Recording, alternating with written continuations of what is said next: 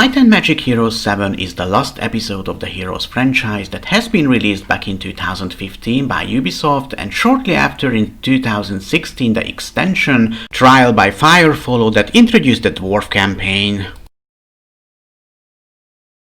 The Heroes franchise itself goes all the way back to 1990 and since has gone through a bunch of changes, including the publisher. 3DO closed its gate in 2003, selling out to Ubisoft, and its style.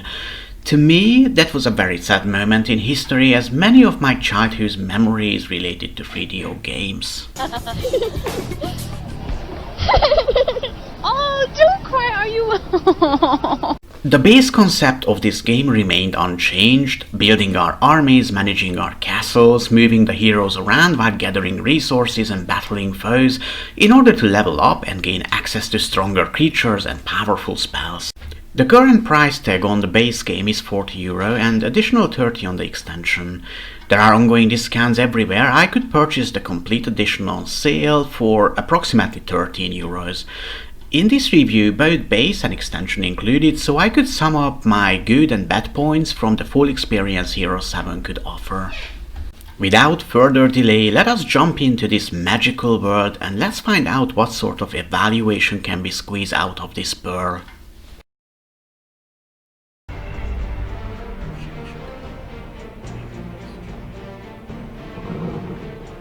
Right at the beginning, we can run into an unpleasant surprise, since regardless the channel we use to purchase the game from, we will be forced to create an account with Ubisoft, and the program can only be started once we logged into our account. It not only means that we're going to need solid online connection to start up the game, but also posing a risk at each time the application syncing with the cloud, as there is a chance that it fails, which could result in crashes and data loss. Rendering graphics after loading could take up a few seconds on both of the menu screen and the map. Including the extension, we got 7 main campaigns to complete. The Necromancers, the Angels, the Elves, the Mages, the Orcs, the Dwarves, and of course the Imperials.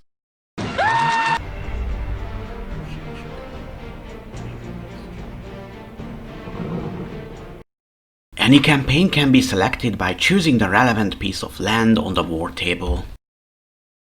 Moving the story forward uses these static dialogue fields on the bottom of the screen. The map allows a certain level of zooming, but in this context it does not offer much value. Moving around the map, just like the battles themselves, are turn-based. Before most fight, we offer the option to quickly get it over with, letting the AI fight it out for us, only providing the statistics at the end. It works similarly to the Total War games. Now, maybe we think this way we could lose out on the best part of the adventure, but believe me, after 200 or 300 battle, we will consider it as a blessing. We can do battles on a relatively small area where units are lined up like chess pieces. Each unit has a certain number of move points, so in every turn we can decide to either use them to attack or taking up strategic positions instead. Once in each turn we can also use our heroes to attack or use magic on the battlefield. Initially these attacks are pretty weak. Bruh. As our heroes stepping through higher levels though, they gain access to more powerful spells that can easily turn the tide of the battle.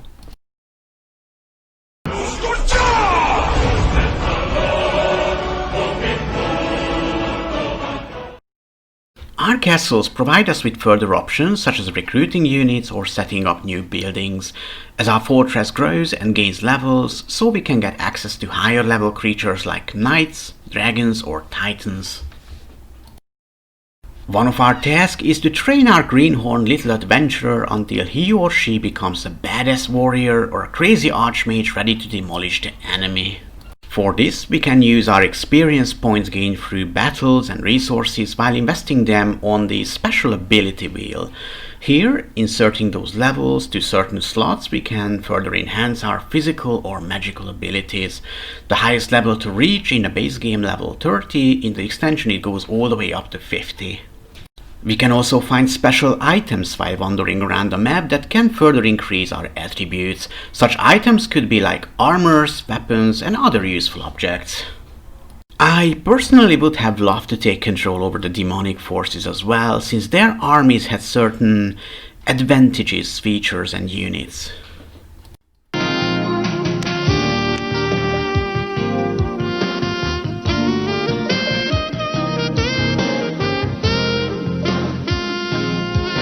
Hello?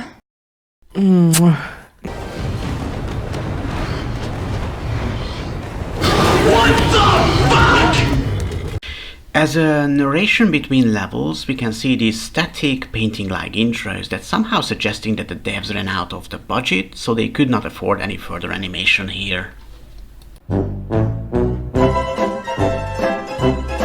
Let us take a look then on the positive and negative aspects I could come up with while rolling through this game. First, the good ones.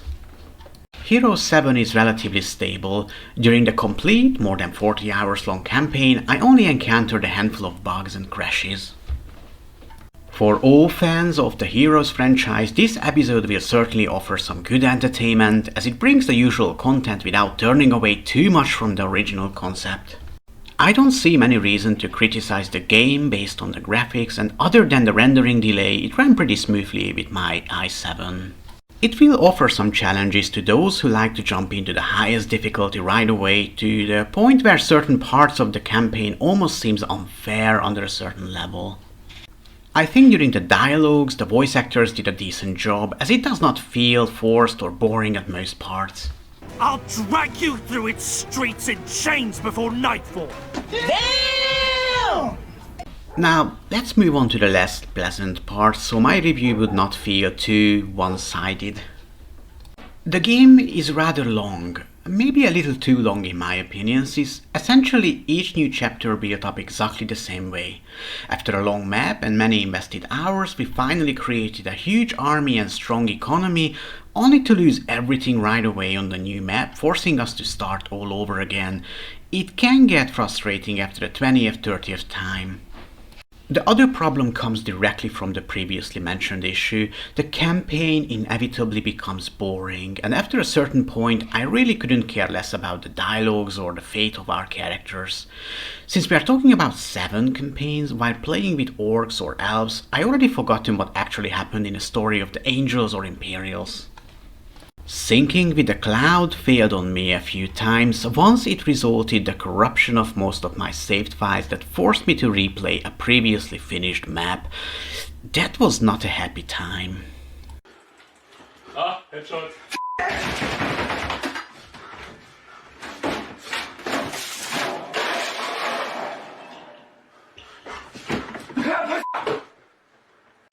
I did not attempt the multiplayer mode, but according to recent comments, it's still plagued by the same bugs and problems as back in 2016.